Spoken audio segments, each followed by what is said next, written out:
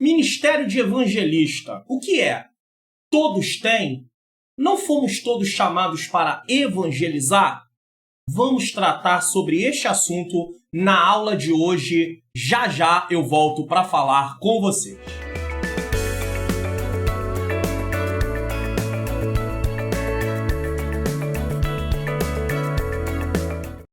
A paz do Senhor, sejam bem-vindos a mais uma EBD comentada online. Tudo para a glória de Deus, estamos aqui para realizar mais esta aula. Hoje nós vamos tratar sobre o ministério de evangelista.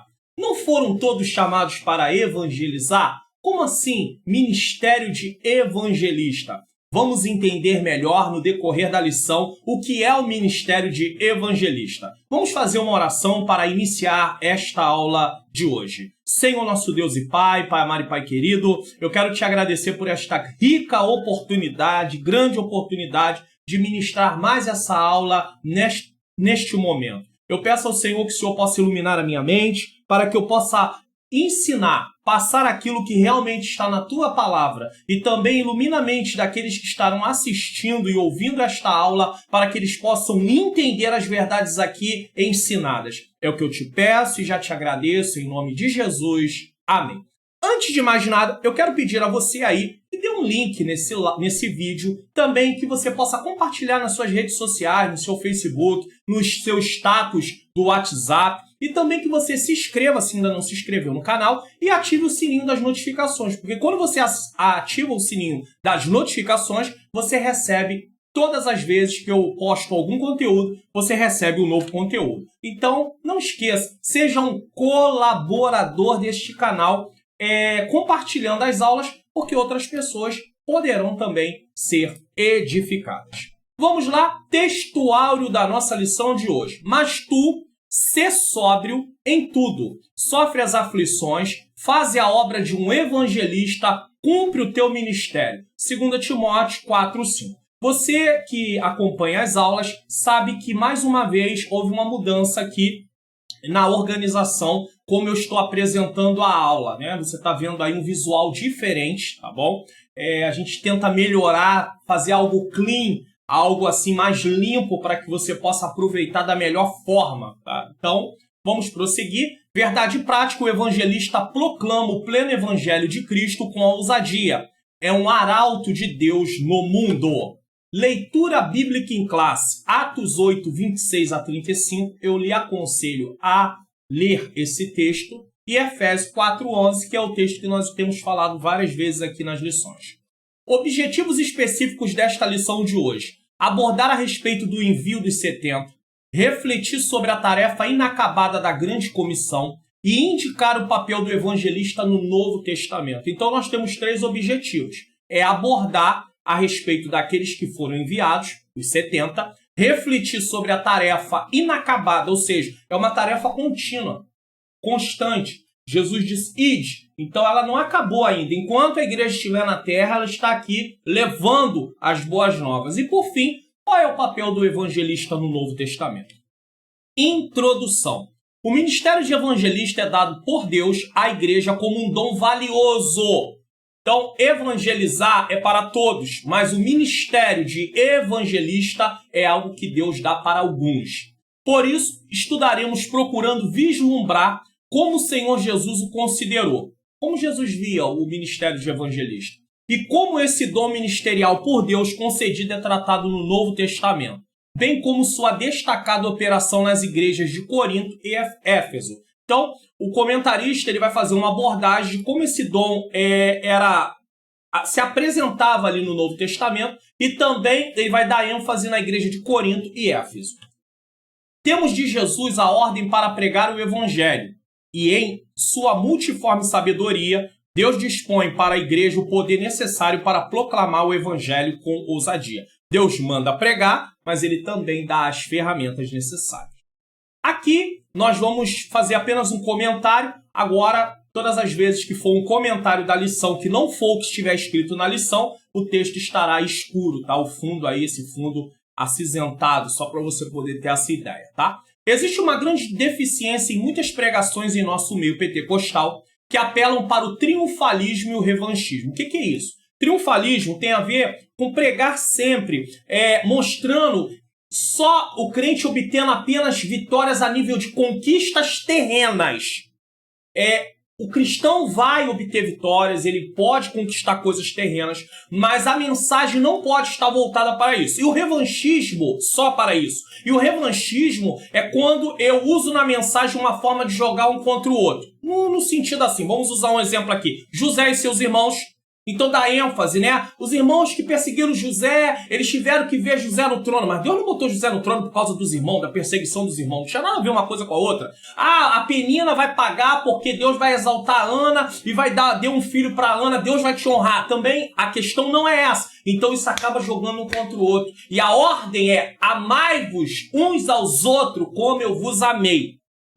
Vamos lá.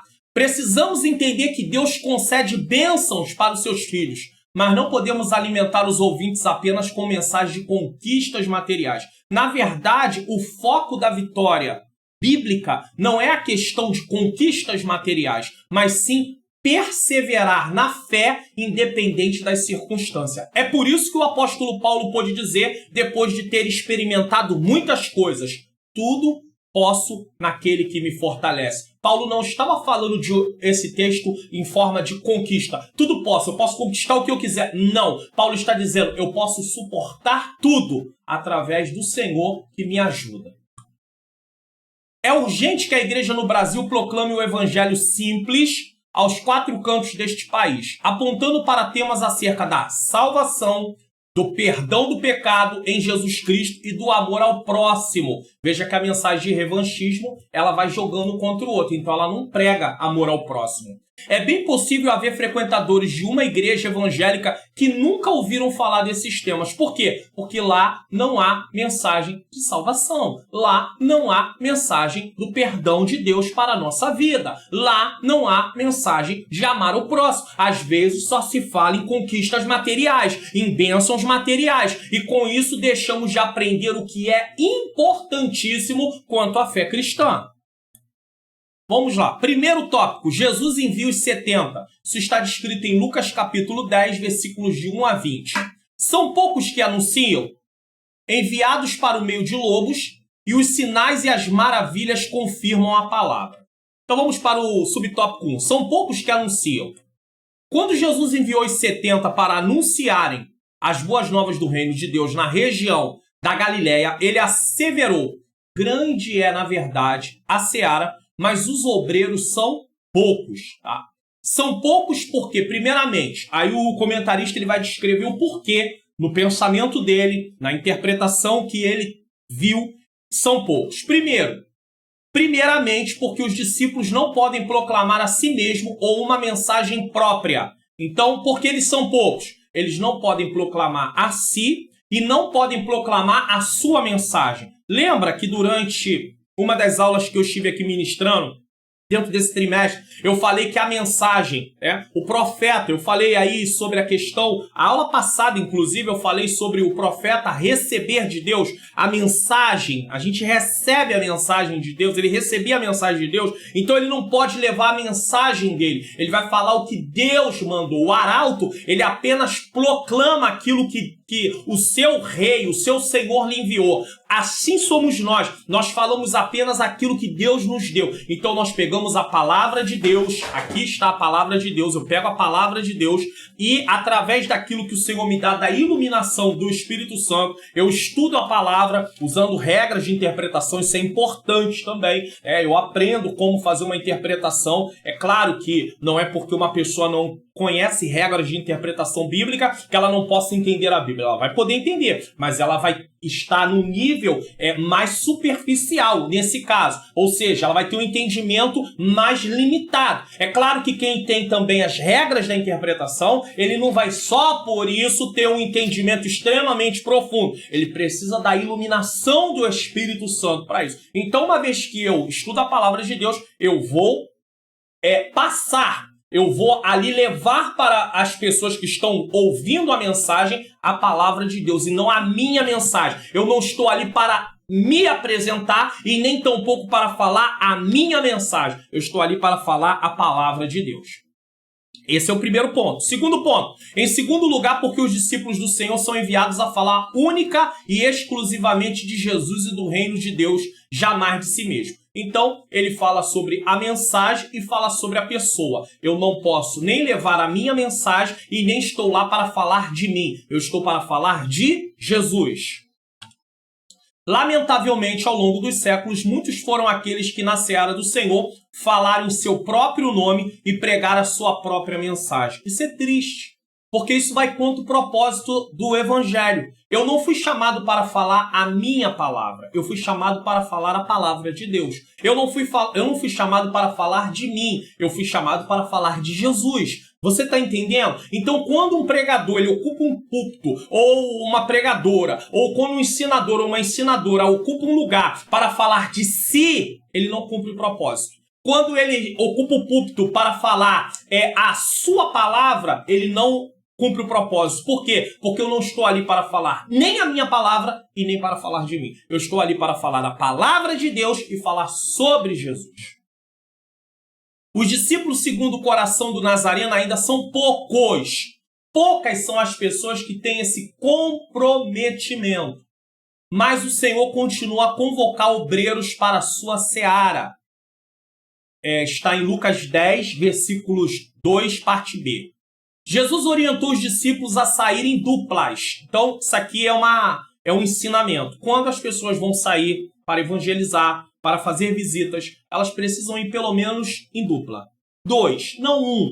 É necessário estar em 2. É importante seguir essa regra. É importante seguir esse princípio. Pode acontecer de você ter alguém da sua família, você vai lá fazer uma visita, é uma coisa à parte. Mas saindo para a obra do Senhor, nós estamos fazendo a obra do Senhor também quando visitamos alguém da nossa família. Mas eu digo assim, saindo para uma missão ali, é importante que você esteja pelo menos acompanhado, sejam 2 ou 2 ou mais, tá? Então Jesus orientou os discípulos a sair em duplas, a fim de permitir que usufruíssem da bênção da irmandade.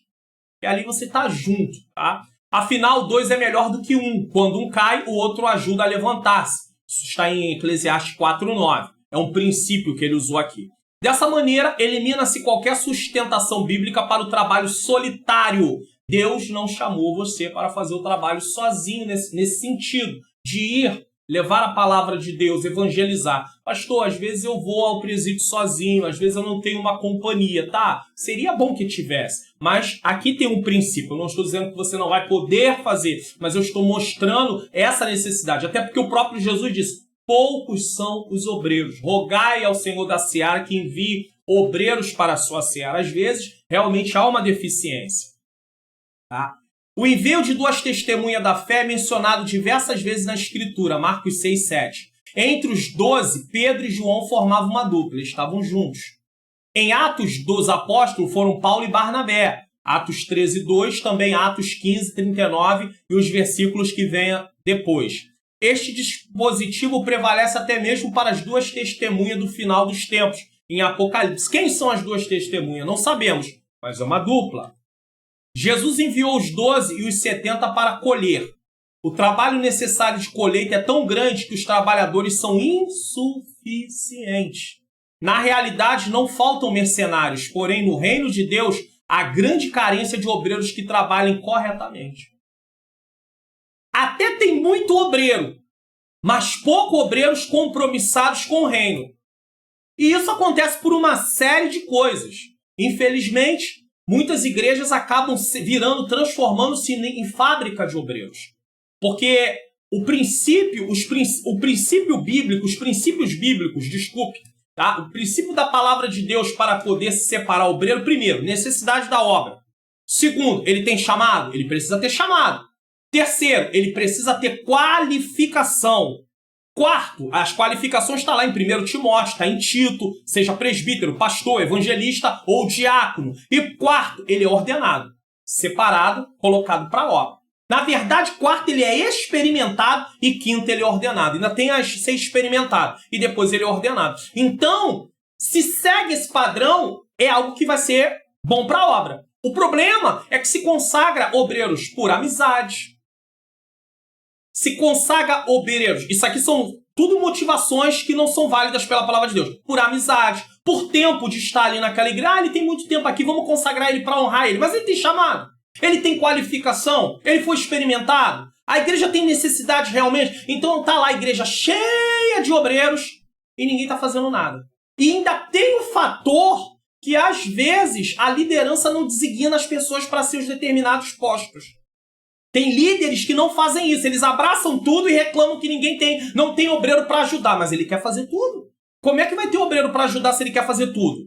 Ele não designa. A função do líder é delegar.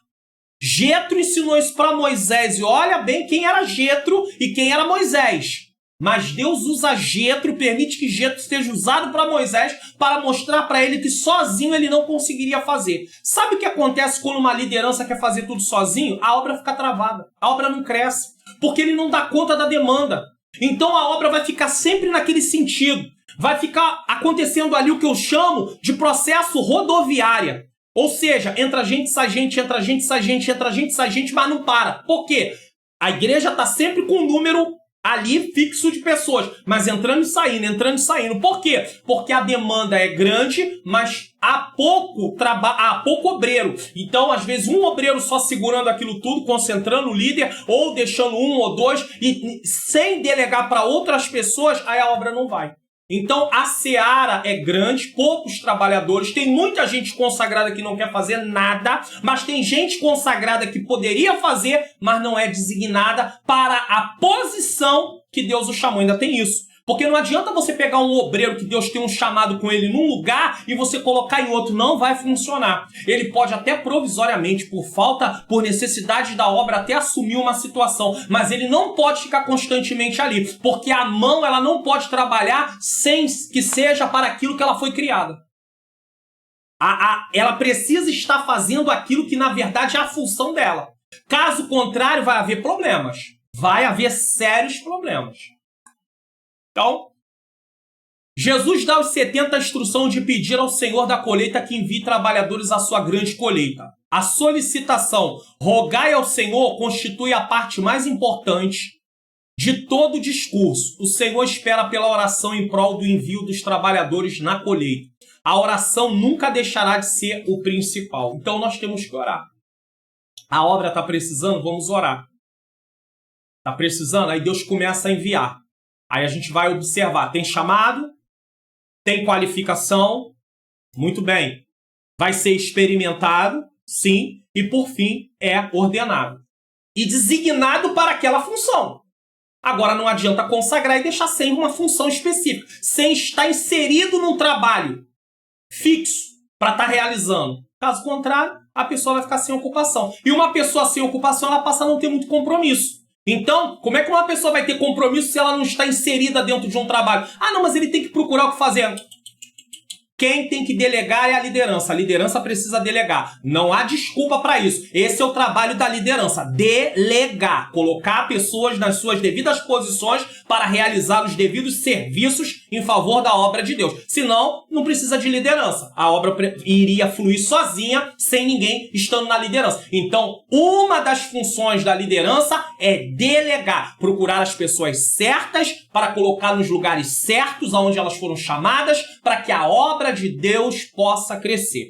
Hoje nós estamos falando do evangelista, então seria o evangelista que essa liderança colocaria na posição certa para que a obra possa crescer. Quantos evangelistas consagrados aí que não têm uma função? Eles não são colocados para levantar trabalhos evangelísticos, fazer trabalhos de cruzada, fazer trabalhos de ar livre. Para que evangelista nessas igrejas? É uma pergunta. Gostaria de saber. Outra coisa, às vezes se consagra o evangelista apenas para cumprir a questão da escada ministerial. Então vamos lá.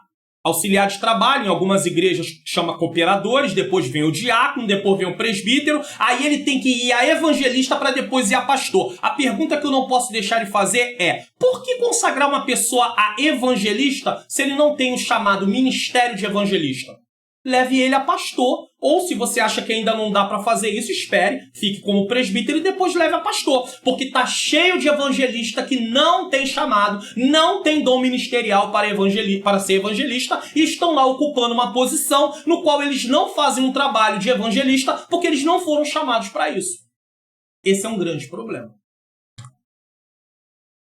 O Senhor que levou seus discípulos a rogar por trabalhadores na colheita, continua dizendo que trabalhadores são enviados à sua plantação. Dessa forma, contrariando todas as objeções da carne, o Espírito de Deus precisa arrebatar, tá? E vencer pessoas, tá? Torná-las firmes e prepará-las na sequência, também enviá-las. Você já aceitou o chamado do Senhor? Qual é o seu chamado? Já aceitou o seu chamado? Qual é o seu chamado? Você já aceitou o seu chamado? Você pode dizer, eu aceito o meu chamado? Porque nós precisamos aceitar o chamado do Senhor e fazer o que Deus nos chamou para fazer. Caso contrário, nós vamos viver sempre uma vida frustrada no sentido de pensar assim, está faltando alguma coisa. Está faltando você agir e realizar aquilo que Deus te criou para fazer dentro do chamado do Senhor. Jesus envia os 70, enviados para o meio de lobos. Proclamar o evangelho no mundo contrário à mensagem do reino de Deus certamente levaria os arautos de Cristo a serem perseguidos. Você está na contramão da sociedade. As ideologias deles vão na contramão do que a palavra de Deus ensina. Então vai haver perseguição. Às vezes a gente fica pensando quantos pregadores da atualidade, principalmente no nosso país, são aclamados, ovacionados, aplaudidos o tempo todo. E aí você pergunta, cadê as lutas? Ah, não, a luta é uma enfermidade, é um problema aqui, um problema ali. Não, estou falando de perseguição, de pessoas realmente se opondo, se levantando contra. Talvez a mensagem não seja bem a mensagem que deveria estar sendo pregada, né? Estamos pregando uma mensagem para agradar o público. Então, com isso, estamos suavizando a questão da perseguição. Só que nós vamos ter que dar conta, porque Deus quer que nós falamos aquilo que Ele mandou falar, que está na sua palavra. Os 70 que Jesus enviou seriam rejeitados, perseguidos e até ameaçados de morte. A história da igreja nos mostra que pessoas pagaram com a vida por professar a fé em Cristo. Quer aprender mais sobre isso? Estude a história da igreja. Quando você estuda a história da igreja, você vai aprender sobre isso. Você vai conhecer a história e o que muitas pessoas passaram para que hoje o evangelho tivesse chegado até nós.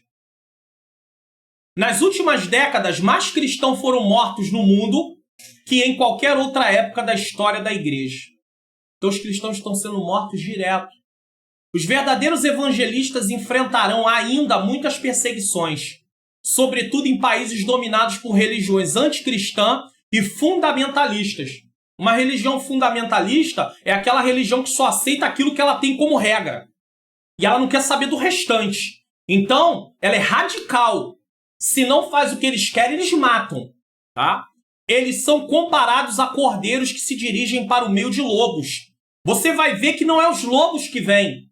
É eles que vão. Eles vão para o meio de lobos. Isso é bastante interessante. Jesus diz assim, o diabo, vosso adversário, anda ao derredor, rugindo como leão, buscando a quem possa tragar. Aí é o inimigo que vem. Mas aqui, Jesus está falando de pessoas que são enviadas para o meio de lobos. Então, esses lobos não têm a ver com a parte espiritual no sentido de demônios, mas sim de pessoas que não vão aceitar, que não vão receber aquilo, que vão ir contra aquilo. Lucas 10:3 diz, ide, eis que vos mando como cordeiros ao meio de lobos. Esse como é uma comparação, tá? Então Jesus está usando uma linguagem de figura aqui, uma linguagem figurada, melhor dizendo, para poder mostrar como seriam as situações dele. Primeiro que eles não são cordeiros, e segundo que as pessoas lá não são lobos. Mas ele está falando do comportamento, do que aconteceria. Jesus, com a ordem ide, o Senhor sinaliza aos 70 ou 72, como queiram, não sabemos lá de fato se são 70 ou 72, enfim, que se defrontarão com hostilidade muito severa por parte das pessoas. Rejeição. Não vão aceitar. Não se assuste. Nós estamos vivendo uma época que as pessoas que pregam, que as pessoas que entregam as coisas de Deus, elas querem que as pessoas aceitem. Mas haverá rejeição da palavra de Deus, sim. E nós que pregamos a palavra, nós que ensinamos a palavra, a nós que o Senhor usa pela bondade dele com os dons espirituais, temos que estar prontos para a oposição. Estamos nos tornando, muitas das vezes, um ser humano sensível no sentido, não no bom sentido da palavra, mas no mau sentido da palavra. Qualquer coisa nos aborrece. Qualquer coisa, não vou falar mais, não vou pregar mais, não vou fazer isso, não vou fazer aquilo, porque estão se levantando contra. Ei! As pessoas no passado enfrentaram muito isso. Há pessoas do outro lado do mundo enfrentando muito isso. E por que você está reclamando e questionando? Perseguição faz parte da vida do cristão. Entenda isso. Tá? Então, eles vão ser perseguidos. É possível que eles... e mais, preste atenção. Se defrontarão com hostilidades muito severas por parte das pessoas em cujas mãos estarão indefesos. Já tem essa. Eles vão estar o quê? Indefesos. Por quê? É impossível que eles ofereçam a menor resistência às pessoas hostis. Porque eles não foram chamados para lutar, para brigar. Eles foram chamados para pregar. Quando anunciam a mensagem do reino de Deus, eles são iguais a ovelhas no meio de lobos. Eles são xingados, desprezados, aborrecidos. Há lugares que eles apanham, são mortos e não podem se defender, no sentido de usar força bruta para poder se defender, ou linguagens que venham ir contra os princípios da palavra de Deus para se defender. Tem muito crente, muito cristão, que às vezes diz assim, eu sou crente, mas eu não sou bobo, eu não levo desaforo para casa. Ele não entendeu o que é ser cristão ainda. Eu não quero dizer com isso que você não possa argumentar e mostrar que aquilo que está sendo falado em determinadas circunstâncias não é, de fato, o que é verdade. Porém, você não pode partir para agressão, nem verbal, nem a agressão física. O cristão não pode fazer isso, mas tem cristão que diz, eu sou cristão, mas não sou bobo. A pergunta é, o propósito de Deus em nos tornar filhos dele é para nos fazer parecer com Jesus. Você acha realmente que você se parece com Jesus quando você diz que é cristão, mas não é bobo? Ou é cristão, mas não é boba? E que você não leva desaforo para casa? Jesus foi cuspido. Jesus foi esbofeteado. Jesus foi surrado. Mas eu não sou Jesus. Mas o propósito de Deus é nos fazer parecer com Cristo. Não morrer numa cruz, mas nos fazer parecer com Jesus. No seu proceder, no seu falar, no seu andar, no seu agir. Outros homens da Bíblia, é só ler lá, Heróis da Fé, capítulo 11 de Hebreus. Já leu? Por favor, tome como lição de casa. Hebreus 11, leia. Você vai ver lá o que eles passaram. Fora que quando você vai estudando a Bíblia e observando e procurando essas coisas, você vai encontrar o sofrimento de muitas pessoas por amor ao Evangelho. Ou por amor a Deus. Então nós temos que parar de querer lutar pelas nossas causas. E lutarmos pela causa do reino. E quando lutamos pela causa do reino, teremos oposição, mas o Senhor nos guardará. Entenda isso, tá? Entenda isso. Cabe notar que os discípulos não são enviados aos lobos, mas para o meio de lobos. Eles não são enviados para os lobos, porque lobo não vai receber a palavra de Deus. Mas para o meio, tem pessoas que receberão, mas no meio estão os lobos. Isso ilustra o aspecto indizivelmente penoso do envio dos mensageiros de Jesus. Essa palavra anuncia aos mensageiros a perseguição de sua pessoa e a rejeição da sua mensagem. Eles tanto seriam perseguidos como sua mensagem seria rejeitada. Isso é muito mais do que não acolher ou não ouvir a pregação. É perseguição mesmo, é coisa séria. É o que acontece em muitos lugares, onde as pessoas são metralhadas. Tu é cristão? Vai morrer. Nega ou morre? Não nego. Então vai morrer. Apanhando. Então não é uma questão de não acolher, de não receber em casa só, de não ser ouvido. É uma questão de perseguição mesmo. O envio das ovelhas para o meio dos lobos era proverbial em Israel. Se a penetração dos lobos em um rebanho de ovelhas já representa um grande perigo, imagine um rebanho de ovelhas e os lobos vindo. Olha que situação. Quanto mais perigoso será enviar e remeter, contrariando todo bom senso, ovelhas isoladas para dentro de uma alcateia de lobo. Então, ela não é enviada para os lobos, mas ela é enviada para o meio dos lobos. As indefesas ovelhas devem viver, atuar e permanecer entre lobos, e até mesmo superá-los. Isso é inimaginável e inconcebível. Contudo, Deus assim determinou. Que não esqueçamos isso, especialmente quando os lobos se tornarem cada vez mais numerosos e temíveis nos tempos finais. Foi o Senhor que disse. Então, o Senhor que nos mandou é o Senhor que vai nos garantir. Então, o trabalho de um evangelista é um trabalho que vai estar lidando com lobos, ou seja, estará no meio de lobos. Pessoas que evangelizam, não só os que têm o dom ministerial de evangelista. A pessoa que sai para a evangelização, ela está envolvida com isso. Mas o evangelista que está de frente ao trabalho, ele passará por essas situações adversas também. É por isso que ele tem que ter chamado. Toda ocupação tem que ter o chamado. Porque se não tiver o chamado, nós vamos desistir. Agora, quando Deus chama, ele vai nos dar a sua graça, ele vai nos equipar, ele vai nos treinar. É claro que tem a nossa parte de procurar o treinamento, procurar ser equipado. Mas eu digo, ele vai nos preparar. E com isso nós vamos conseguir ir em frente. Agora, imagine uma pessoa que não foi chamada, ela vai desistir. Ou imagine uma pessoa que foi chamada, mas ainda não está no tempo. Ela também não vai aguentar. Então temos que esperar o tempo de Deus e temos que ir de acordo com aquilo que Deus nos chamou para fazer. Os sinais e as maravilhas confirmam a palavra. Então, uma vez que os 70 são enviados, tá? Eles são enviados no meio de lobos, perseguição, tá? E agora vem a operação. Deus envia, né, manifestação do seu poder para contribuir com a missão deles. Porque, caso contrário, eles não teriam como realizar a missão sem haver sinais. Os 70 discípulos receberam poder em nome de Jesus para pregar a mensagem do reino de Deus com graça. Tá? Mateus 10, 1 e versículo 8. Quando voltaram da missão, os evangelistas maravilhados e surpreendidos diziam: Senhor, pelo teu nome até os demônios se nos sujeitam. Versículo 17. Então eles ficaram ali maravilhados. Ele diz que os evangelistas, por quê? Porque eles foram enviados. Tá? Eles não tinham ali diretamente o dom ministerial, eles não tinham o cargo, tinham sido ordenados eclesiasticamente a evangelista, mas eles estavam numa missão como evangelistas. Mas naquele momento Jesus falou-lhes de uma realidade que eles não compreendiam. Aquele poder era para confirmar a palavra do reino, não a palavra do homem. O verdadeiro significado de desfrutar da alegria no espírito não é primeiramente ver milagres.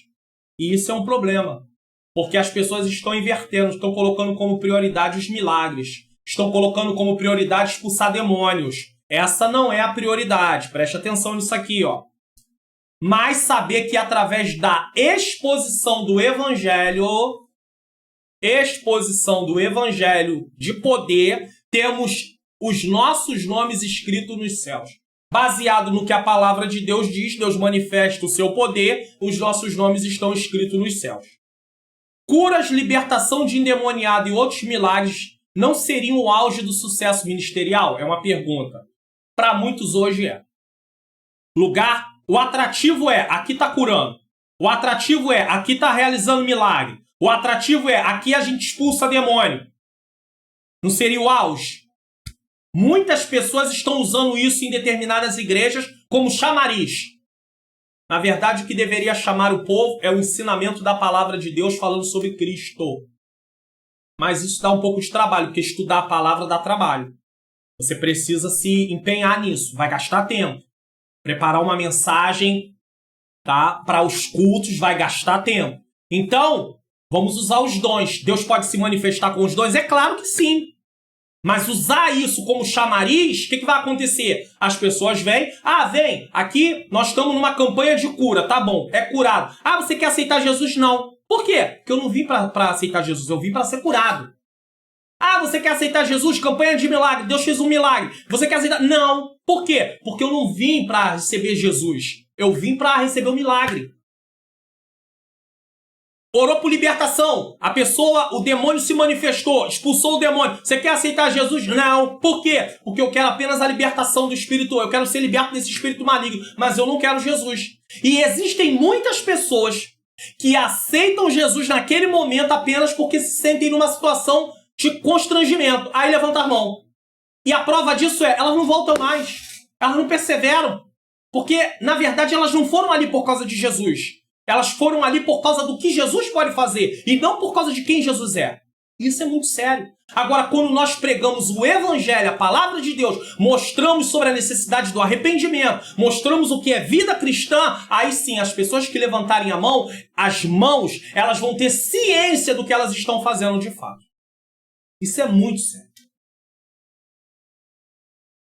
Então, nós não podemos inverter. Porém, Jesus lhe fez saber que maior privilégio do que operar milagres era ter os seus nomes escritos nos céus. Lucas 10, 20.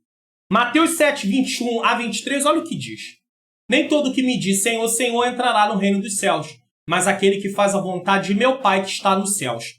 Muitos me dirão naquele dia, Senhor, Senhor, não profetizamos em teu nome? Em teu nome não expulsamos demônios? E em teu nome não fizemos muitas maravilhas? E então lhe direi abertamente, nunca vos conheci. Mas fizeram um milagre em nome de Jesus. Mas expulsaram o demônio em nome de Jesus. Mas Jesus vai dizer assim, fizeram maravilha em nome de Jesus. Jesus vai dizer, nunca vos conheci. O nome de Jesus tem poder, mas eles não estavam fazendo o que era da vontade de Deus. A vontade, eles não tinham uma vida com Deus. Por causa do nome de Jesus, os demônios se submetem e saem. Pode acontecer? Pode. Mesmo com uma vida que esteja numa situação irregular? Sim. Por causa da vida. E não da pessoa que está fazendo. Porque o dom que recebemos não é para nós. É para os outros. Então é por isso que pode acontecer de Deus até permitir que alguém seja usado. Mas como está a nossa vida com Deus? O que mostra como está a nossa vida com Deus não são os dons. É o fruto do Espírito, é a transformação de caráter. É isso que mostra. Você quer saber como está a sua vida espiritual? Você tem que analisar como está o seu caráter diante de Deus. Como Deus tem trabalhado na sua vida, suas atitudes. Deus pode te usar em profecia, Deus pode te usar em variedade de língua, Deus pode te usar em discernimento de espírito, Deus pode te usar expulsando demônio, Deus pode te usar em dons de curar, Deus pode te usar em palavra da sabedoria, palavra do conhecimento, mas a pergunta é, como está a sua vida com Deus? Se você usa como base de saber que Deus, sua vida com Deus está bem, os dons você está usando algo errado. Não são os dons que testificam se a sua vida está boa ou não com Deus. É a forma de como você se conduz. Tanto é que Jesus vai dizer, lhe direi abertamente, nunca vos conheci. Aí, olha aqui a prova disso. Apartai de mim, vós que praticais o quê? Iniquidade. Então são pessoas que pecam premeditadamente, têm consciência, deliberadamente. Tá? Então, não tem parte com Deus. Síntese do tópico 1. Jesus enviou os 70 para pregar a mensagem do reino de Deus e deu-lhes poder para confirmar a palavra. Então eles são enviados, mas Deus também dá a eles a ferramenta necessária, dá a eles poder. 2. A grande comissão está em Mateus 28, 19 e 20, Marcos 16, 15 a 20. O alcance da grande comissão. O mundo está dividido em dois grupos. A grande comissão hoje. Então vamos lá. A ordem dada por Jesus aos seus discípulos após a sua ressurreição foi: ide ensinai todas as nações, batizando-as em nome do Pai, e do Filho e do Espírito Santo, ensinando-as a guardar todas as coisas que eu vos tenho mandado. Mateus 28, 19 e 20. Aqui é importante salientar o seguinte: Jesus manda ir e ensinar, batizando em nome do Pai, do Filho e do Espírito Santo. Mas além disso ele fala, ensinando a guardar. Você vê que tem dois estágios. O estágio da proclamação, vai pregar. Evangeliza. Prepara. E tem o estágio também do ensino. Tanto é ensinando a guardar. A pessoa já passou pelas águas e ela continua sendo discipulada. O discipulado é para a vida toda. Eu sou discipulado a vida inteira. Eu sou um discípulo e Deus também me constituiu um discipulador. Então a pessoa ela é discipulada, mas em determinado momento ela vai começar também a prestar serviço para o reino. Porque não vai ficar ali só recebendo. Não, está na hora de trabalhar também. ela vai ser preparada, vai ser visto na vida dela qual é o chamado que Deus chamou, e ali vai direcionar ela. O líder, a liderança pode ajudar muito nisso. Identificar o chamado de Deus na vida da pessoa, para colocá-la no lugar certo, para aproveitá-la no lugar certo. Tem muitas pessoas aí dizendo, eu não sei qual é o meu chamado, eu não sei em que lugar eu vou trabalhar. A liderança pode contribuir com isso, ajudar com isso, mostrando, identificando. Se Deus colocou pessoas na liderança, é claro que Deus vai dar para ele as ferramentas necessárias. E uma delas é identificar o chamado na vida das pessoas, para colocar essas pessoas nos seus devidos lugares. Bom, é importante isso. Ah, pastor, eu estou na liderança, mas eu não tenho isso não. Então vai orar. Vai orar porque você precisa. Porque senão você vai começar a colocar colher no lugar de faca, faca no lugar de garfo, e aí vai começar a dar problema, tá? Vai orar que o Senhor vai te mostrar. Ele vai te dar esse discernimento, esse olhar, no sentido de você conseguir identificar. Tá? É preciso ter isso. Esta ordem é chamada comumente de a grande comissão. Esse ide, batizando, tá? Em nome do Pai, do Filho e do Espírito Santo. É o apelo de Jesus para os discípulos anunciarem o evangelho até as últimas consequências. Foi nesse espírito que o apóstolo Paulo encarou a sua tarefa de evangelização. 1 Coríntios 9,16. Vamos lá, 1 Coríntios 9,16. Porque se anuncio o evangelho, não tenho que me gloriar. Tá? Não vou me gloriar. Pois me é imposta essa obrigação. Paulo tinha isso como uma obrigação, uma tarefa, um dever. E ai de mim se não anunciar o evangelho. Ele exclama, ai de mim. Por quê? Porque ele foi chamado para anunciar o evangelho. Aqui compreendemos bem o que seria até as últimas consequências. Além de ir como ovelhas para o meio dos lobos, os discípulos deveriam estar prontos até para morrer em favor da missão que o Senhor Jesus lhe deu. Sabe o que é isso? Eles estariam no meio de lobos e teriam que estar prontos até mesmo a morrer para realizar a missão, ou realizando a missão que o Senhor deu. E o apóstolo Paulo levava isso com muita seriedade, pois ele disse, é imposta essa obrigação, pois me é imposta essa obrigação. E ai de mim se não anunciar o evangelho. Ele foi chamado para isso. Jesus, quando mandou Ananias ir lá onde Paulo estava, ele disse, eu lhe mostrarei quanto deve sofrer por amor ao meu nome, e ele pregará para homens, mulheres, reis, gentios. Então, Paulo tinha essa missão. Veja que ele era um apóstolo, mas ao mesmo tempo ele também estava realizando o ministério de um evangelista, também ele era um ensinador, também atuava como pastor. Então Paulo tinha Deus deu a Paulo vários dons ministeriais. Apóstolo, agia também, querendo ou não, na questão da explicação da palavra, da explanação da palavra, como um profeta do Novo Testamento. Então Paulo vem, apóstolo, profeta, evangelista, pastor e mestre. Posso considerar que ele esteve atuando em todas essas áreas? Sim, posso considerar. Talvez alguém queira contestar mais ou menos a questão do profeta. Tá, então podemos sim, não, me parece que sim. Mas com certeza apóstolo, evangelista, pastor e mestre, sem dúvida. Sem dúvida. Tá? Antes de qualquer outra incumbência, eles teriam que realizar o papel de evangelistas, evangelizadores e missionários para buscarem as almas perdidas para Cristo. Esse é um dever, tá? Outras funções ministeriais de pastor, presbítero, diácono e as demais são consequência do resultado da evangelização. É claro que se não tem ovelha, não tem por que ter pastor, não tem por que ter presbítero, não tem por que ter diácono, tá? E a tarefa não se restringia aos arredores de Jerusalém. A missão de propagar o evangelho de Cristo teria que ser local, regional, nacional e transcultural, que é para todo o mundo. Tá? Local, ali, bairros, arredores, regional, naquela região, regional, nacional, a nível de Brasil, a nível de estados brasileiros e transcultural.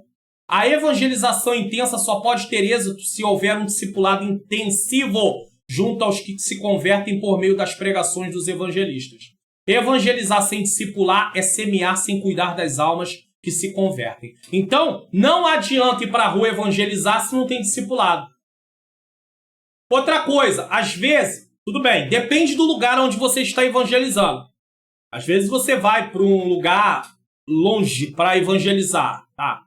Mas se você está nos arredores de lugares que você conhece e você sabe que ali tem igrejas, o correto é uma evangelização e direcionar essas pessoas para o local. E, ao mesmo tempo, coletar informações delas para entrar em contato, uma equipe de visitas ir na casa dessa pessoa, tá? Fazer uma visita a ela e depois direcioná-la, tá? Até marcar, se possível for, para levá-la na congregação ali naquela localidade. Agora, entregar folheto e esperar que as pessoas vão sozinhas, sem sequer entrar em contato com elas, é querer muito. E aí eu sei que você vai dizer, pastor Mário Luna, comigo foi assim. Mas isso não é uma regra. A sua vida não serve como ensinamento doutrinário. Isso foi uma ocasião. Não é uma regra. E a Bíblia está cheia de coisas que aparecem assim. Por exemplo, Naamã foi curado da lepra mergulhando 7 vezes no Rio Jordão. Quem mais foi curado de lepra mergulhando 7 vezes no Rio Jordão? Ninguém. A Bíblia não relata. Eu não quero dizer que não possa ter acontecido, mas a Bíblia não fala. Então eu só fico com o que a Bíblia diz. Eu não posso ir além do que a palavra diz. Foi relatado. Quem foi na Bíblia... Vou fechar um pouco mais agora, porque aí fica melhor. Quem na Bíblia foi curado, além de Naamã, por mergulhar 7 vezes no Rio Jordão com lepra? Ninguém. Acabou. Ninguém foi curado. Ninguém. Então não é porque Naamã foi curado mergulhando 7 vezes no Rio Jordão de lepra, ele foi curado de lepra, que eu vou achar que todo mundo que tem alguma enfermidade tem que fazer mergulho em algum lugar para Deus curar. Isso não vai acontecer. Não vai acontecer. Porque naquele momento a ordem de Deus foi para a cura dele, Deus ordenou daquela forma. Mas para nós a ordem é orem. Orem. Ele não manda fazer malabarismo, ele não manda passar isso ou passar aquilo, ele manda apenas orar. Se houver enfermo, o presbítero faz a unção com óleo. O presbítero! Ou alguém que for designado por ele, ou pelo pastor. Pastor, mas diz o presbítero, o evangelista pode ungir? Pode. O evangelista também é a mesma coisa, só que ele é um homem de campo. Entenda isso. Estão ali, pastor, evangelista, presbítero, pastor presidente no sentido de estar liderando, mas está ali. Agora, o diácono ele não foi chamado para essa área. Mas se o pastor investir ele de autoridade momentaneamente e dizer, vai lá, realiza essa unção, ele até pode fazê-lo, porque o pastor designou para aquele exato momento. Ele não vai sair por aí ungindo os outros. Então, a nossa ordem é orar. Orar. Não é mergulhar ninguém em rio para poder ter cura, porque Deus não vai realizar o milagre por causa disso. Então é mais ou menos isso, para você poder entender que Deus opera da forma que Ele quer. Mas tem que ter discipulado. Sem discipulado, entra por uma porta e sai pela outra. Isso é quando entra. 2. A grande comissão. O mundo está dividido em 2 grupos. Quem crê e for batizado será salvo, mas quem não crê será condenado. Marcos 16:16. Aqui, o Evangelho de Marcos destaca que há 2 grupos de pessoas diante da mensagem de Jesus. Quem são esses grupos? Os que creem e os que não creem. Acerca da salvação, os evangelhos não se preocupam com nacionalidade. Não se preocupam com nacionalidade, raça, sexo ou condição socioeconômica do homem. Esses não são nenhum requisito para poder servir ao Senhor. Gálatas 3:28.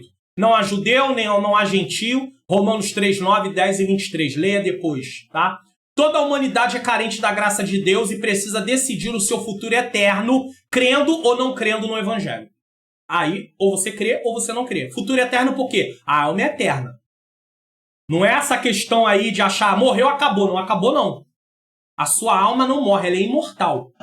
A alma não. O corpo sim, corpo físico sim, mas a alma não. Então você tem que decidir aonde você quer passar a eternidade.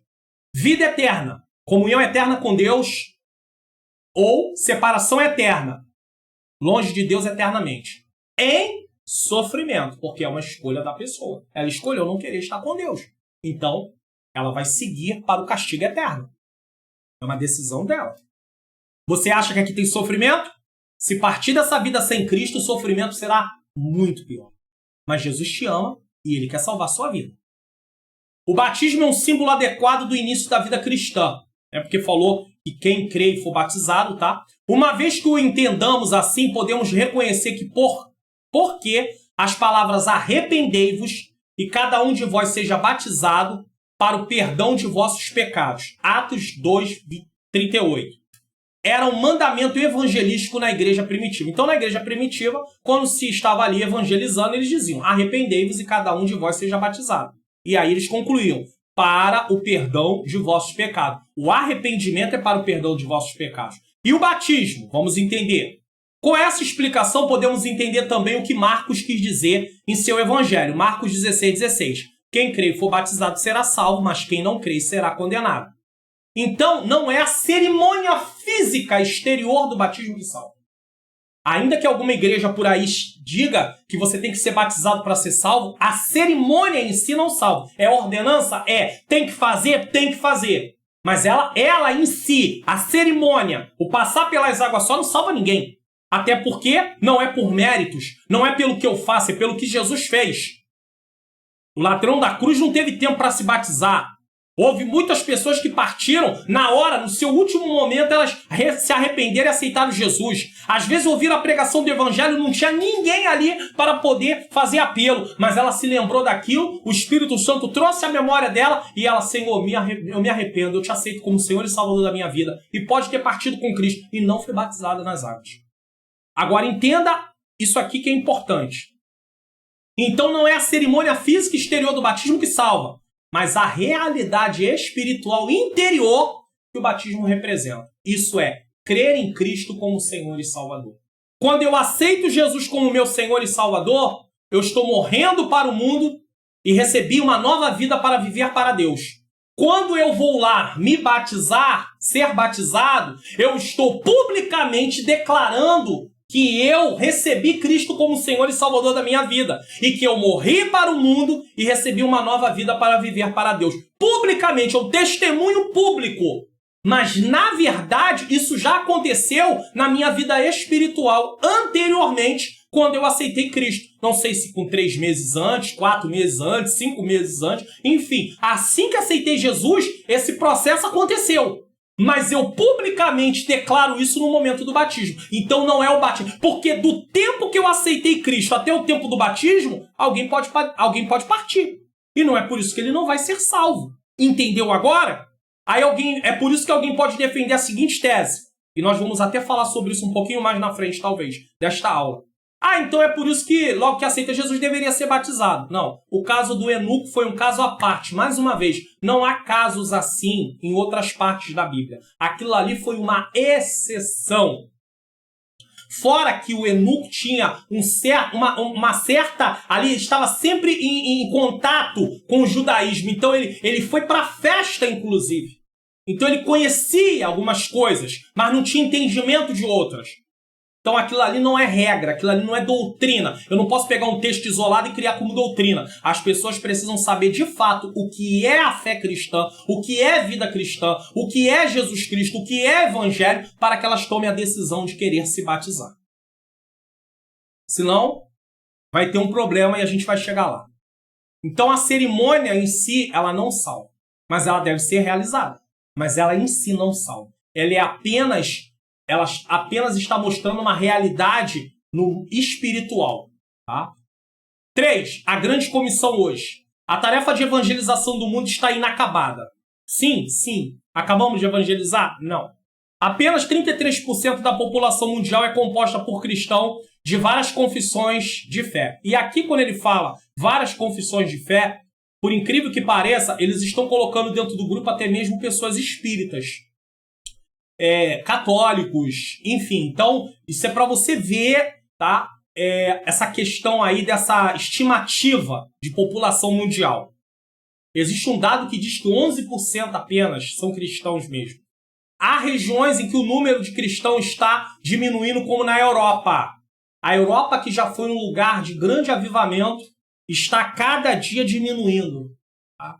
Recentemente, na Alemanha, cerca de 340 igrejas fecharam as portas. O evangelho está minguando nesses lugares. Em Portugal, quase 300. A Holanda e a Inglaterra são países considerados pós-cristão. Acabou. Além. Cristianismo ficou para trás. Inglaterra.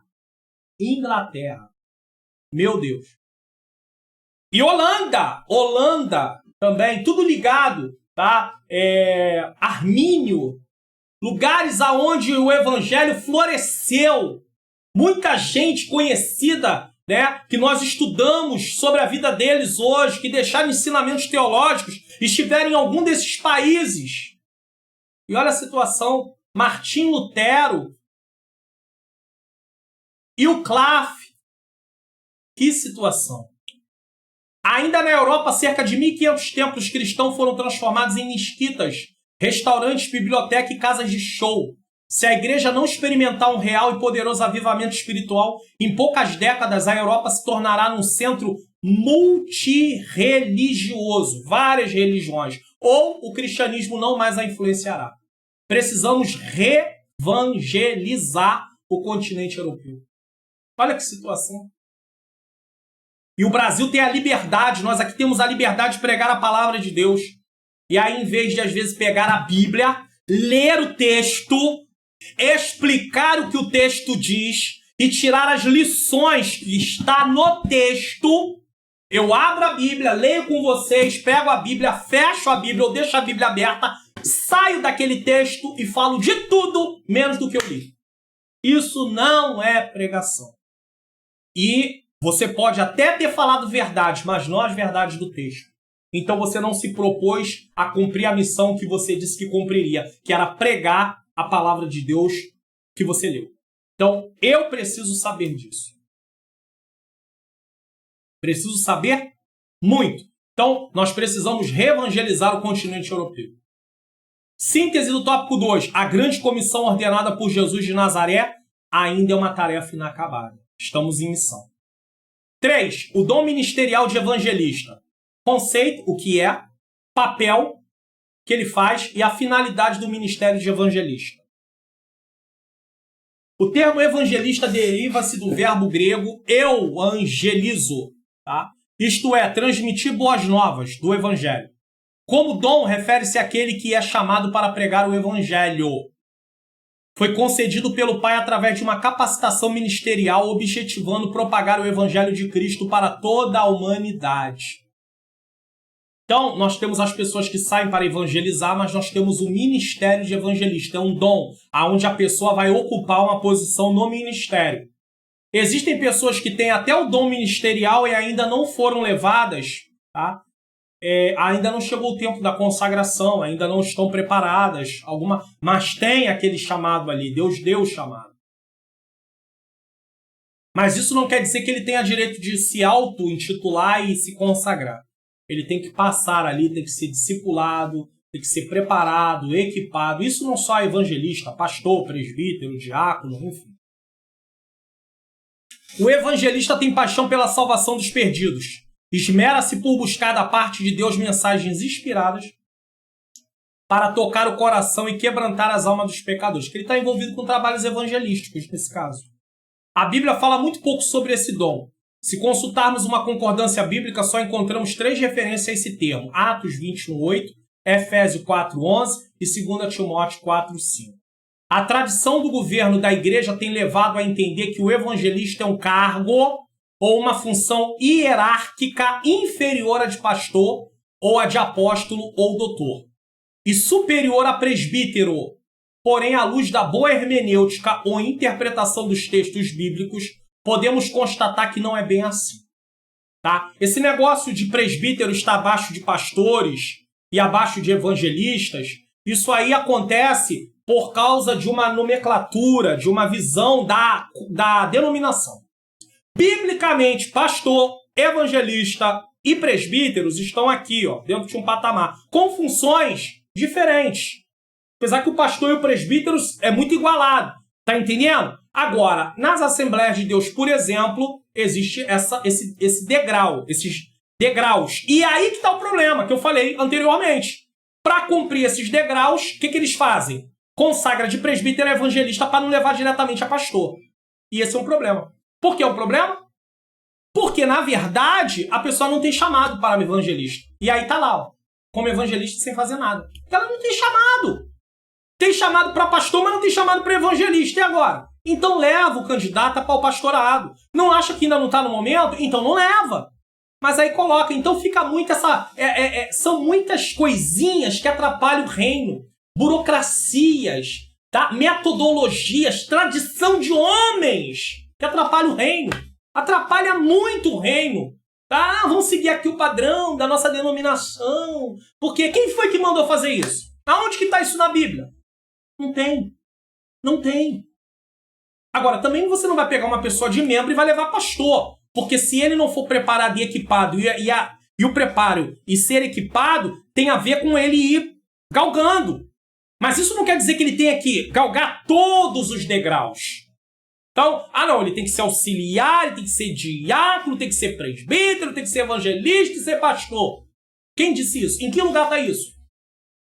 Por exemplo, Filipe foi diretamente de diácono fazer trabalho de evangelista. Então, em nome de Jesus, é por causa dessas metodologias humanas, engessou as coisas de Deus, que aí Deus não flui, as coisas de Deus não fluem. Deus quer trabalhar, mas as pessoas precisam entender isso. Há homens, tá? Há homens dentre os que se colocam à disposição da obra do Senhor, que têm uma vocação prioritária para a pregação do Evangelho, para a proclamação de boas novas de salvação. Esse é o que tem um chamado de evangelista. Isso aqui é uma vocação prioritária. Todos precisam evangelizar, de alguma forma. Ainda que sejam em camadas diferentes. Eu já falei aqui, em aulas anteriores, que a evangelização não está só em entregar folheto, em ir em presídio, em ir em hospitais, não, em praça pública, não. Tem também a outra parte, a outra camada da evangelização, que é o discipulado, que é dentro da igreja. Então, não evangeliza só quem vai para fora, não. Quem está dentro também está evangelizando. Porque evangelizar é ensinar a palavra. Jesus diz, ide e ensinai, pregai. E depois ele diz, ensinando a guardar todas as coisas que eu vos tenho falado. Então, o evangelismo continua dentro da igreja também, que tem a ver com o discipulado. Por isso, o evangelista consta na lista dos dons ministeriais, que são dons de Deus, concedidos por Cristo aos homens, após sua retumbante vitória sobre a morte. Efésios 4, do 8 ao 11. E há homens que têm a vocação para cuidar do rebanho, aí já é o pastor, que são os pastores, enquanto há os que são mais usados por Deus na área do ensino da palavra. Eu, pela bondade de Deus, sou um pastor, que Deus me chamou para o ministério também do ensino. Eu tenho ciência disso, que Deus me chamou para o ministério do ensino. E junto disso vem o ministério do aconselhamento. Sempre estou sendo procurado para aconselhamento também. Então é a questão do pastor, de ser pastor. Eu não sou pastor presidente, eu sou pastor auxiliar. Mas eu sou pastor pela bondade de Deus. Também ensino, a pregação e ensino. Questão do aconselhamento também. Então, pela bondade de Deus, Deus chama. E ninguém é superior a ninguém no reino de Deus, Romanos 12, 5. E aí fica, não, eu sou pastor, eu sou maior do que você que é presbítero. Aí, eu sou evangelista, eu sou... Aí fica difícil. Fica difícil. Eu tenho uma coisa até, inclusive, para falar. Uma pessoa no posto dela, designado pela liderança, colocado, por exemplo, um porteiro na portaria, naquele momento ele está no posto de trabalho dele, ele é uma autoridade, colocada pela autoridade da igreja, o líder da igreja. E ele tem que ser respeitado. Não tem esse negócio de eu chegar, não, mas eu sou pastor, ele é porteiro. E daí? Eu tenho que fazer essa pergunta, me perdoe. E daí que você é pastor? E daí que você é evangelista? E daí que você é presbítero? Na posição que ele está, na portaria, ele é uma autoridade superior a você naquele momento. Por incrível que pareça. Na porta, ele é uma autoridade superior a você. Então você precisa acatar aquilo que é dito. Seja você pastor, presbítero ou evangelista. Ou até mesmo diácono, se aquele porteiro é um cooperador. Mas não fica essa rivalidade. Não, porque eu sou pastor, eu tenho que ser respeitado, o outro evangelista está abaixo de mim, o outro é presbítero. Aí fica essa rivalidade. Esquecemos, considere uns aos outros, considere os outros superiores a si. Que aí entra a humildade, senão vai entrar a questão da soberba, do orgulho, da competição. Quem é o maior do reino de Deus? aquele que quiser ser maior seja o menor entre todos. E aí, está preparado? Então, na obra de Deus tem muito isso. E o ministério sofre, porque os obreiros devem ser maduros, não meninos. E quando há essa competição de quem é mais do que quem, estamos agindo com meninice. E isso é muito feio. Isso é lamentável, porque os membros ficam nos olhando e olhando a nossa rivalidade. Tá? Por fim, os evangelistas são aqueles que dizem aos pecadores, venham para Cristo. E os pastores que cuidam do rebanho são os que dizem, sejam transformados pelo poder de Deus e se integrem ao corpo de Cristo, que é a igreja. E junto dos pastores, que o pastor também é um ensinador, estão ali os mestres que estão ensinando. Agora imagine se tivesse evangelista, eles estão lá pregando, mas chegam as pessoas para dentro da igreja, não são ensinadas, daqui a pouco elas estão indo embora. Então cada um tem sua função. Papel do evangelista. O evangelista é por excelência o pregador das boas novas de salvação. Através da sua mensagem, vidas são alcançadas e conduzidas a Deus. Muitas vezes o evangelista torna-se um plantador de igreja, como ocorrido em diversos lugares do Brasil e pelo mundo afora. Ele pode fundar igrejas e até ficar um tempo na frente da igreja. Pode acontecer? Pode. Mas depois ele sai e vai para outro lugar e vem o pastor. Um evangelista cheio da graça de Deus poderá tocar corações com a mensagem do evangelho de modo tão convincente que leva o povo a crer e acatar as boas novas da salvação e ao Salvador Jesus. Ele ama as almas. Assim como o ensinador, ele ama estudar para ensinar, o evangelista, não que ele não ame as almas, mas é diferente, por causa do ministério da pessoa. Então, por causa do ministério do evangelista, ele ama as almas, ele quer estar em contato com as almas, ele quer falar de Jesus para as almas. O ensinador, ele ama a questão de estudar a palavra de Deus para ensinar a palavra de Deus. Então, cada um está dentro da sua função, dentro do seu ministério. 3. A finalidade do ministério do evangelista. Da mesma forma que o ministério do apóstolo e do profeta, o do evangelista tem por finalidade preparar os santos do Senhor para uma vida de serviço cristão, bem como a edificação do corpo de Cristo. Efésios 2, 20 a 22. Muitos evangelistas estão no campo. Muitos evangelistas são itinerantes. Muitos evangelistas são sustentados, às vezes, por material que eles levam, que eles vendem. Infelizmente, às vezes, a igreja que ele pertence, ela ainda não tem condição de suprir, então ele tem que arrumar meios. Então, eles estão no campo, fazendo a obra do Senhor. Aqui eu não estou falando de gente que vai pregando de igreja em igreja. Em si, não. Eu estou falando daquele que está abrindo frente de trabalho ou realizando trabalhos evangelísticos em locais. Tem gente que viaja e realiza uma cruzada, um trabalho, um ar livre aqui, um ar livre ali. Ele precisa ser sustentado. Ele precisa, a obra vai sustentar ele. Nesse caso, porque ele está por conta da obra. E nem sempre a igreja local ela tem essa condição. Então, ele vai ser abençoado. Geralmente, os evangelistas são itinerantes. Geralmente. Tá? Por isso, espera-se desse obreiro que o fundamento do seu ministério seja Jesus Cristo, o nosso Senhor. Não pode haver outro fundamento senão Cristo. O evangelista deve também, em tudo, ser sensível à voz do Espírito Santo. A exemplo de Filipe, o obreiro deve ser obediente ao Senhor, seja para pregar a multidões, seja para falar a uma única pessoa. Não tem esse negócio. Quantas pessoas vão ter lá? Qual é o tamanho do auditório? Cabe quantas pessoas? Ah, cabe X. Ah, cabe 30, então não vou. Ah, cabe 5 mil, eu vou. Não, irmão, não pode ser assim. Não pode ser assim. Seja o evangelista ou o pregador que for. Outro aspecto importante desse ministério é a habilidade que o evangelista deve ter na transmissão das boas novas. Ele tem uma palavra mais voltada à questão de evangelizar. Palavra de salvação diretamente. Tá? O arauto de Deus precisa ser capaz de responder a seguinte pergunta dirigida ao pecador. Entendes o que lês? Você entende? Ele tem que estar preparado para ensinar. Caso contrário, ele vai ficar numa situação difícil. Imagine se Filipe ele não sabe o que está ali. E aí, como é que ele vai fazer? O eunuco vai sair cheio de dúvida. Síntese do tópico 3. O papel do evangelista é exercer o ministério dado pelo Altíssimo como arauto de Deus. Como dom, refere-se àquele que é chamado para pregar o evangelho. Conclusão. Chegamos à nossa conclusão pela bondade de Deus. O dom ministerial de evangelista é concedido por Deus a algumas pessoas conforme o propósito do Espírito Santo para o fortalecimento e edificação das igrejas locais. Entenda, evangelizar é para todos, porém, existem as pessoas que Deus chamou com dom ministerial de evangelista. Ele é aquele que vai estar mais numa organização, levando a palavra, pregando a palavra, mas ele também pode organizar cruzadas, eventos evangelísticos. É para essa função que o evangelista é levantado também. Não adianta pegar um evangelista e colocar ele em outra coisa, porque a posição de evangelista é para isso. Agora, de repente, alguém foi levado ao cargo eclesiástico de evangelista, mas ele não tem o dom ministerial. Deus não chamou ele como evangelista, ainda tem essa. Então ele está ali, mas ele também não vai atuar como evangelista, porque ele não tem. Deus não chamou ele para aquilo. Então ele foi levado eclesiasticamente para aquela posição.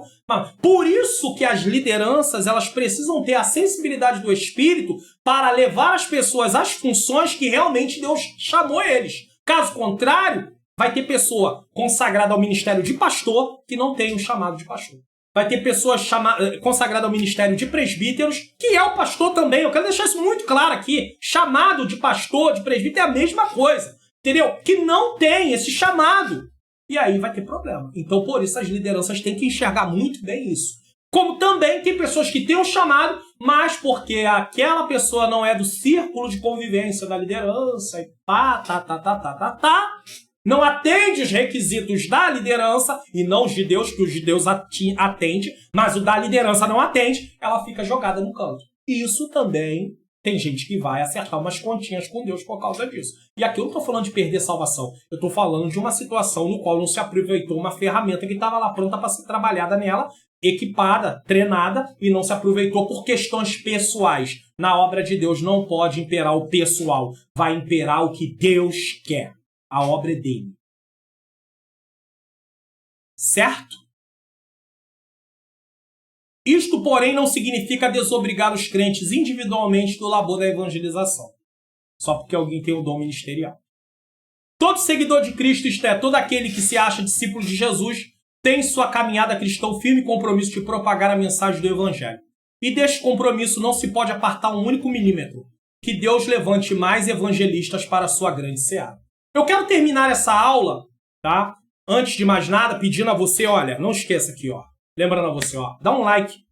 Porque se você dá um like, vai contribuir. Compartilhe essa aula lá no seu Facebook, lá no seu status do seu WhatsApp. Se inscreva no canal se você não é inscrito. E também ative o sininho das notificações para receber novas publicações. Isso é importante você fazer, tá? Eu quero terminar essa aula mostrando aqui evangelistas notáveis. John Wesley, Charles Finney e David Wilkerson. Tá? São 3 evangelistas que, na sua época, tiveram grande notoriedade. Wesley foi o fundador da Igreja Metodista. Ele tinha 37 anos quando começou a viajar e a pregar na Inglaterra. Tá vendo aí? John Wesley da Inglaterra. Hoje a Inglaterra está sendo um país considerado pós-cristão. John Wesley era da Inglaterra, tá? Só para você ver como a situação está caótica. Tá? Essa questão aí do relativismo, do liberalismo teológico, olha como é que tá, ó, a cada dia abafando. E nós temos que pregar a palavra e viver uma palavra bíblica, não a nossa palavra. Tá? Viajar e pregar na Inglaterra, além de esmerar-se na fé através do estudo das Escrituras, ele, juntamente com seu irmão Charles Wesley, dirigia-se às prisões para levar a mensagem de salvação aos presos, bem como aos trabalhadores e outras pessoas da cidade. Então, ele era um homem que cumpria o papel de um evangelista. Estudava a palavra, pregava a palavra no presídio, pregava a palavra para os trabalhadores. Charles Finney, um famoso pregador avivalista do século XIX, que viveu para pregar o Evangelho de Cristo. Foi um homem de muita oração e paixão pelas almas. Ele participou do segundo movimento de grande despertamento espiritual em seu país. Ele é dos Estados Unidos. Inclusive, não foi falado na lição, mas tem muitos lugares nos Estados Unidos fechando igreja. Existem muitas igrejas enormes, fechadas também, sem atividade nenhuma. Milhares de pessoas foram a Cristo por intermédio desse intenso ministério. Outro evangelista. E, por fim, David Wilkerson. Pastor iniciou seu ministério no ano de 1958 em Nova York, Estados Unidos também. Ali ele pregou para pessoas drogadas, marginalizadas, representada pelas gangues locais. A obra A Cruz e o Punhal, mundialmente conhecida, narra esse período da vida de Wilkerson. Ainda há outras obras desse grande evangelista. Faminto por mais Jesus, Toca a Trombeta em Sião, ambas editadas pela CPAD. Se você quiser conhecer, basta que você venha adquirir. Então nós chegamos aqui ao final da nossa aula, mostrando aí, para finalizar, 3 evangelistas. Houveram centenas, quem sabe podemos até dizer milhares de evangelistas durante toda a época da igreja até os dias de hoje. Porém, nós hoje tratamos sobre o ministério de evangelista, mostramos aí esses exemplos para mostrar que realmente é possível cumprir o chamado desde que Deus tenha dado. Deus chamou? Vamos agir. Se você perguntar, pastor Mário Luna, Deus te deu o ministério de evangelista? Não. Deus não me chamou com o ministério de evangelista. Porém, tem pessoas que Deus chamou. Isso não quer dizer que eu não participe da obra de evangelização, ainda que seja na camada do discipulado também. Mas já estive em praça pública, já estive em ar livre, pregando a palavra de Deus, também distribuindo folheto. Então, nós temos que ter esse entendimento. Na próxima lição, vamos tratar sobre o ministério de pastor. Essa aula vai ser uma aula que vai falar, primeiramente, como todas as outras, para a minha pessoa. Mas aí, ministério de pastor. E a outra aula que vai falar do ministério de mestre, o doutor, também vai falar para mim. Então, eu sou o primeiro que estou aprendendo para a glória de Deus. Deus seja louvado, Deus seja glorificado. Vamos fazer uma oração e encerrar a nossa lição de hoje. Eu quero te agradecer, você que chegou até aqui, você que assistiu a aula até o final. Você tem alguma dúvida? Alguma coisa que durante a lição eu falei que ficou dúvida? Faça a pergunta aí nos comentários. Quem sabe eu possa gravar um vídeo exclusivo com esse assunto para poder tirar a sua dúvida, que pode ser a dúvida de muitas outras pessoas. Não prometo, mas se eu ver que é um vídeo que é um assunto relevante e que eu saiba que outras pessoas têm dúvida, eu posso gravar esse vídeo. E mais, eu vou pedir a sua autorização para, na hora que eu começar o vídeo, mostrar a tela, mostrando lá onde está a sua pergunta, para mostrar que foi uma pessoa, assinante do canal, que fez a pergunta e por isso eu estou gravando aquele vídeo. Que Deus nos abençoe. Vamos orar. Senhor Deus e Pai, quero te agradecer por essa aula maravilhosa, que o Senhor continue abençoando as nossas vidas, aplica as verdades ensinadas aqui aos nossos corações, nos dá a responsabilidade de evangelizar, orar pelos que estão evangelizando, pelos que têm o ministério de evangelista, também contribuir na vida daqueles que estão aí na obra, Senhor, porque eles precisam, eles vivem disso. É o que eu já te peço e já te agradeço em nome de Jesus. Amém. Não deixe de compartilhar essa aula, não deixe de dar um like nesse vídeo e se você ainda não se inscreveu, se inscreva e ative o sininho das notificações. Até a próxima aula, se assim o Senhor nosso Deus nos permitir.